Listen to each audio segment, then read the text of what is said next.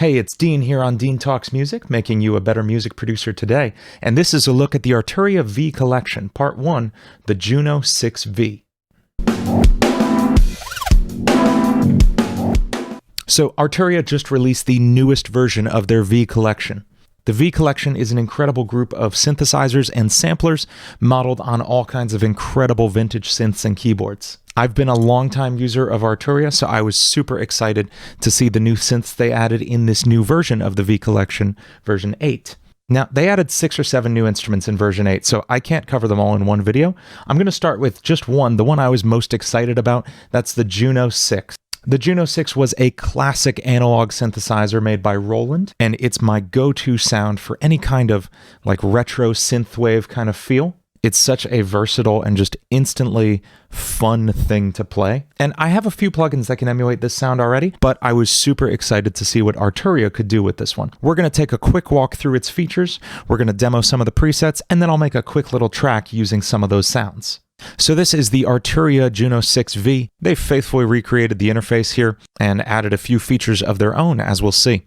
The default patch they give you when you load it up, this Classic Road preset, sounds awesome right out of the gate.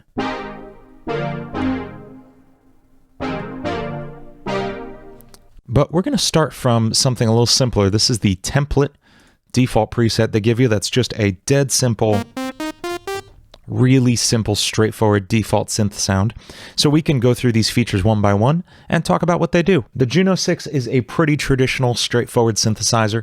It's got a few oscillators, a nice filter, an envelope generator, an LFO, as well as a few other nice features. It's got an arpeggiator here on the left, as well as this classic chorus. This chorus is one of the defining features of the Juno, so much so that it's been split out into its own separate effect by some manufacturers. Arturia has added a few features of their own here that we'll go into as well. But let's start with the most essential feature, that's the DCO, these oscillators here. This template patch by default only plays the saw wave oscillator, which sounds like this. Switching over here to the square wave oscillator. That also has a pulse width modulation slider. Now, pulse width modulation just takes that square wave and kind of adjusts the size of the square part of the square wave, if that makes sense. And you can hear the effect it has. It's just that kind of phasey sound. We've got a couple other sliders here as well. I'll come back to those in a moment after we cover the LFO and the envelope generator. It's also got a sub-square, which just plays back an octave below. It's also got a sub-square wave, which just plays back an octave below the other two oscillators. Now, by default, it's not going to make any sound. You have to raise this volume slider. And then we've also got a noise oscillator here as well.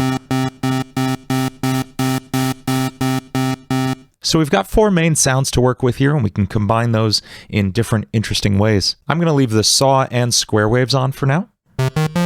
Next, we're going to jump over to the envelope section. The envelope controls the rate at which your synth notes start and stop, and what they do in between those 2 points. Attack is how long it takes for the note to start. Decay is how long the note lasts while you're holding it. Sustain is how quiet it gets after decay is over, so we can drop the sustain and really hear the effect of this decay.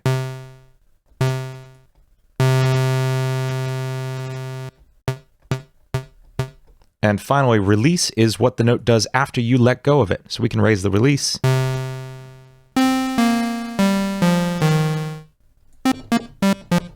Next, we'll move on to the filter section. This is just a classic low-pass kind of filter. Let's take a listen to what that sounds like as we sweep the frequency. We can raise the resonance and get a more pronounced frequency sweep.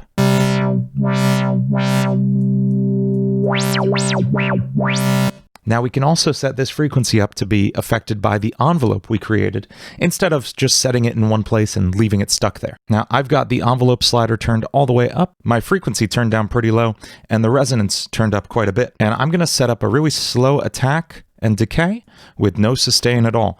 And we're going to hear that filter attack in and then decay out. Here's what it sounds like without that envelope modulation. You hear that filter's not moving at all. So you can set up some really organic sounding elements with this.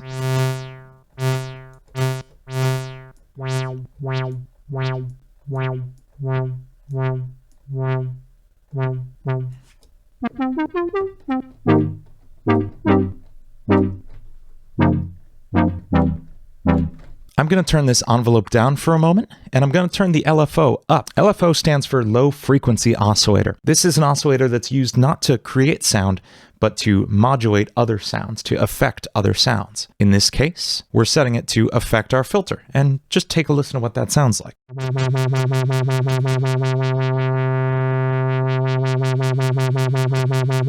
So this LFO is moving back and forth very quickly, which is modulating the frequency of our filter.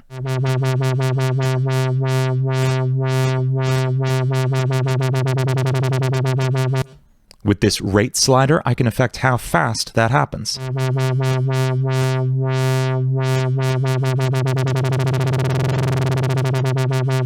You can also sync it to the tempo of whatever host you're working in. This delay makes that LFO fade in after you play a note. Take a listen.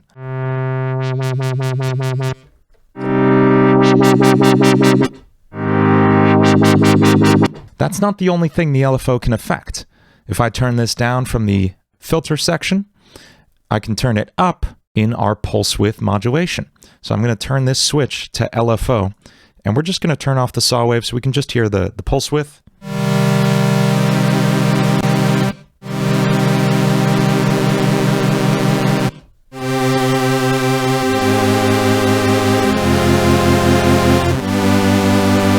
The LFO is affecting the width of that pulse wave we were checking out earlier.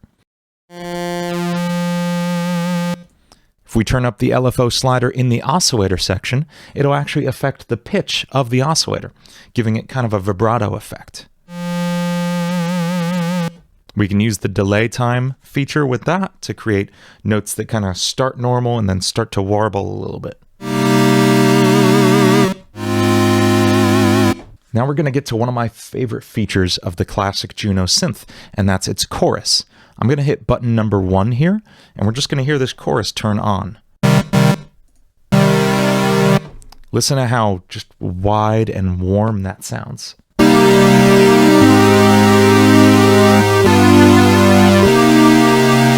It's got 2 modes. This is mode 1 and mode 2. It's a bit wider and a bit faster. Turning them both on at once gives you kind of a Leslie speaker, like a rotary.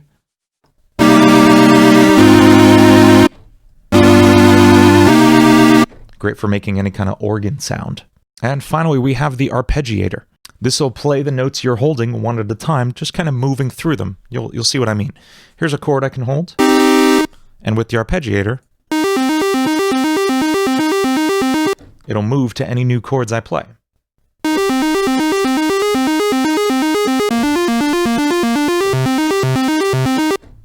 And we can change how fast that moves with this slider.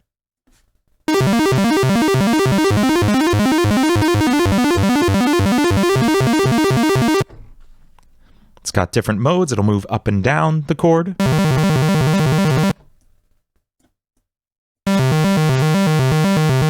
Just up, or just down.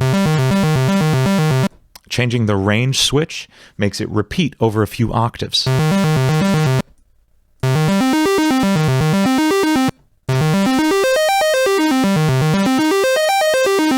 We've got a few other features to cover. The hold button on the left will hold any note you play.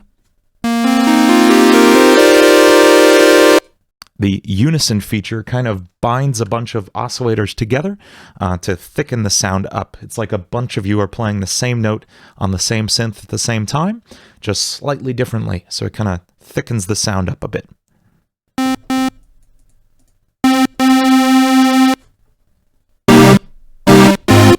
Ends up being sort of a chorus effect. Portamento is a sliding effect between notes.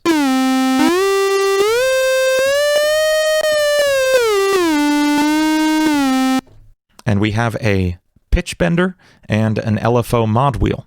The pitch bender is your standard pitch wheel on your keyboard, And by default, that's set to control the pitch of the DCO, the pitch of the oscillators. But it can also affect your filter if you'd like.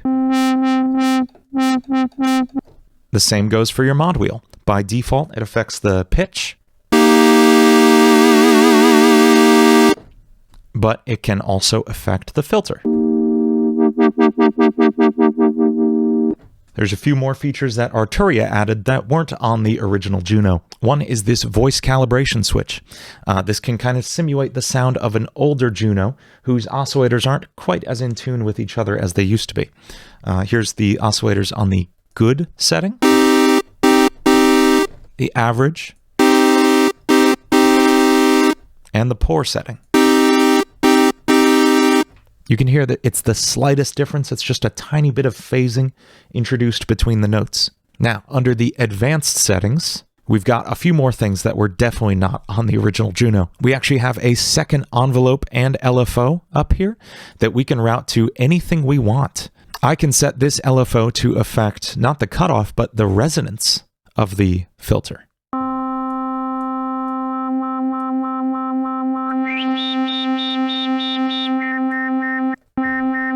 And it can actually go to two places at once. It can affect the cutoff as well.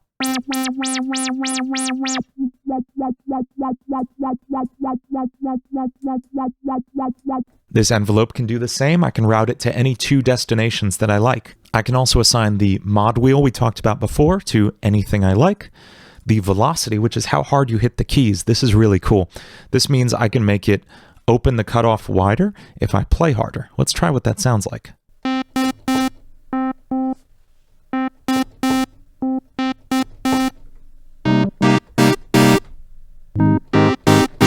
This allows you to do some really cool things when you're constructing a sound. I can even set the aftertouch to affect cutoff. Let's see if that works on this keyboard. Aftertouch is a feature of some MIDI keyboards that lets you push the note down a little harder after you play it, like this.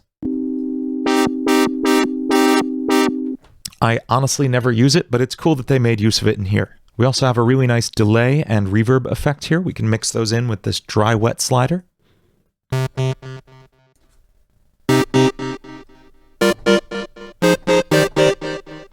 And a nice reverb here too. Let's start playing around with some sounds. I'm going to leave this reverb on.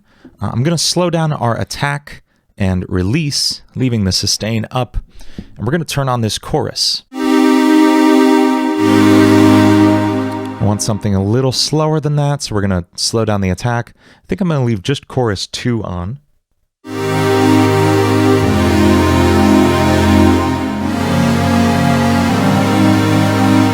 That's pretty cool. We can lower this filter a bit, kind of mellow the sound out a little.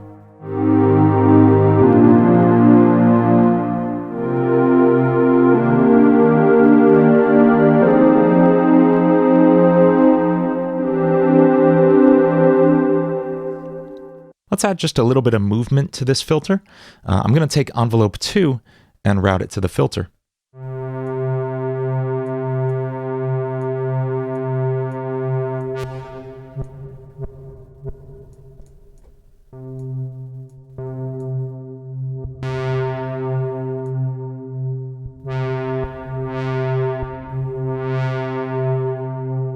And I want this filter to have just a bit of decay to it.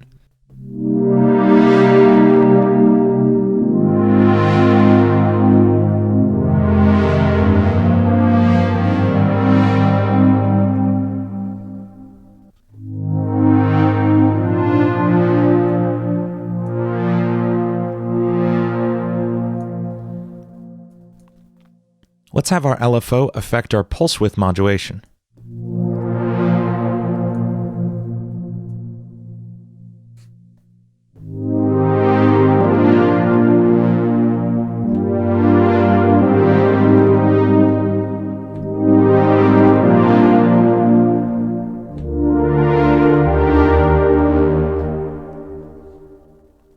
I like that sound, kind of spacey. It'd make for a nice pad in a song. I'm going to take a moment to scroll through some of these patches and see if I can find a few that I like and then put a song together.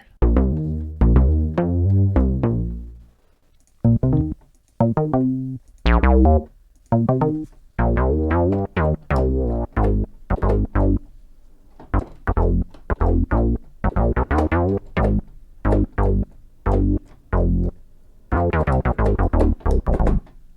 I really like this flappy bass sound. I think I'm going to leave this here, get another Juno going, and we're going to find a nice, just a nice keyboard sound effect.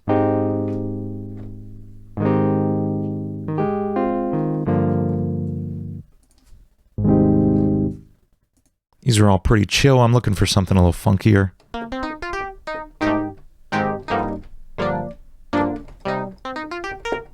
I kind of like that as a starting point. Let's see what else we can find, though.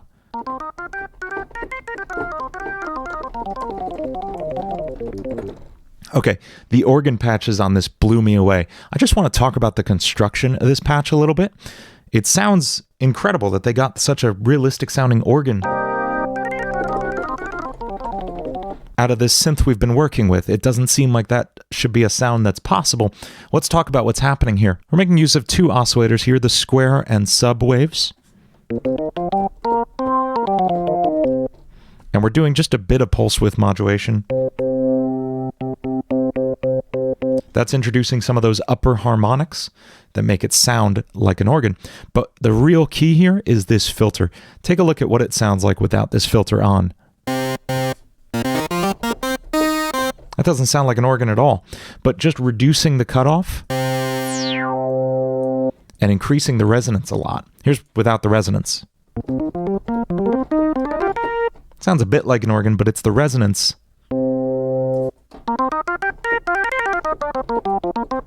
that really makes it work. And here's the final piece. This is what really makes it happen. Our envelope, it looks like nothing's happening here, right? Well, the decay is set to 2 milliseconds. That's incredibly quick. The decay is affecting our filter. You can see our envelope slider is up. If we were to turn that decay up, you can hear what's really happening. It's the filter closing very quickly to give us that click effect that an organ is known for.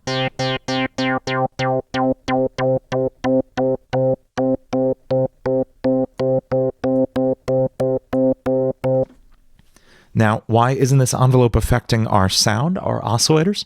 That's because our VCA is set not to envelope mode, but to gate mode. And gate means it's either on or off. It's not affected by the envelope. If we were to set this to envelope mode, we get nothing. We just get the click. So gate ignores the envelope and lets it do its work on other things like the filter. Okay, I'm liking this clavichord sound, but I want something just a little more harmonically interesting.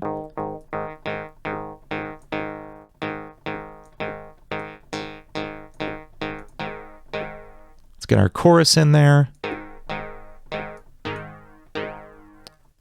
Let the LFO affect our pulse width modulation.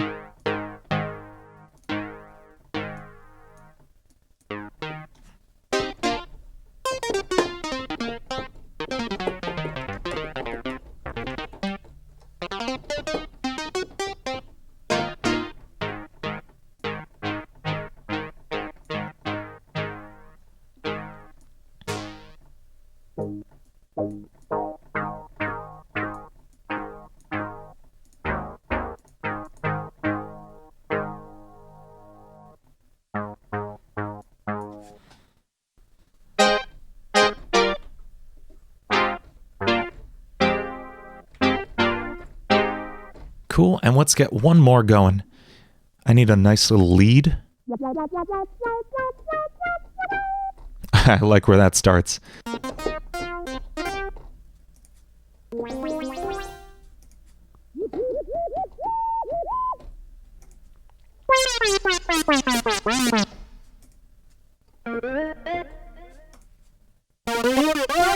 Man, there's a lot of really great synth lead sounds in here. I did kind of get attached to that first one I heard, though. Yeah, this is fun. I'm just going to get an 808 rolling in the background. Just another classic Roland instrument.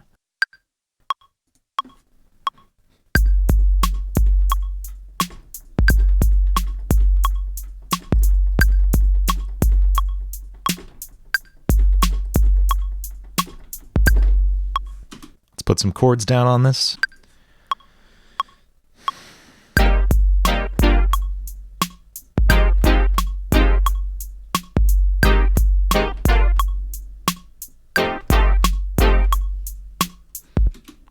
get a bass line going.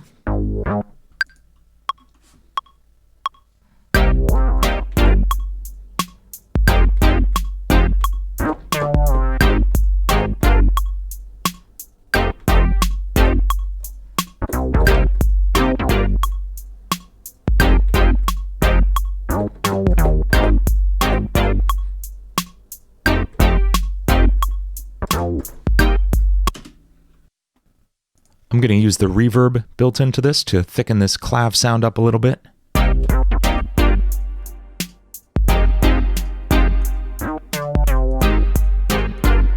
And just a little bit on the bass too.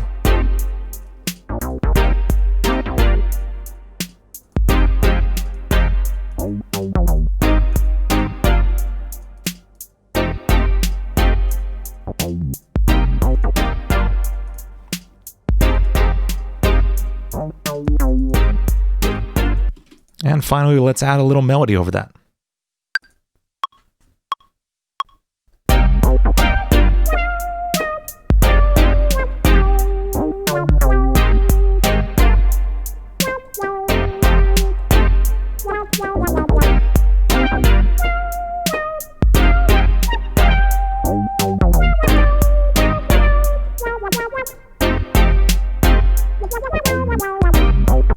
In the side panel, under the little gear symbol there, we have all kinds of other settings we can adjust. This is more utility stuff, like choosing which MIDI channel you want to receive on, which note it should select if you play more than one. In this case, it'll play the most recent one instead of the lowest or highest. You can set the number of voices used in unison mode, and the amount of polyphony, that is how many notes you can play at once. Now, the original Juno 6 could play 6 notes, but this is a plugin, so we can do whatever we want. You can choose mono mode to turn it into like a single note lead or bass synthesizer, or you can go all the way up to 36 voices. We can also assign any of these knobs and sliders to any MIDI message you choose, and you can create macros, single knobs that can move multiple sliders at once. Also has a really nice built-in tutorial that'll walk you through the whole synthesizer so you can get started right away. In short, this is a really awesome recreation of the Juno 6 synthesizer. I think this is my new go-to version of this synth. It's really easy to get a great sound fast. It comes packed with all those awesome presets. I am totally sold on this one. If you want to learn more about this synth, or if you're interested in buying it, I've put a link down below in the description that'll take you to a site where you can read all about it, watch some videos, and buy it if you're interested. Full disclosure, that is an affiliate link, which means if you buy that synthesizer or anything else on that site after clicking that link, I get a tiny little percentage of that, which is just a nice way for me to keep this channel running, and you get some cool gear while you're at it. All right, that's been the Arturia V Collection Juno 6 V. Thanks for watching. I'm going to check out the rest of the synthesizers in the V Collection real soon, so subscribe down below if you haven't already. And leave a comment letting me know what you think about this synthesizer. If you have any questions about it or anything else related to music production, leave it in the comments and I'll get back to you soon. Again, thank you so much for watching. I'm Dean on Dean Talks Music, and I'll see you next time.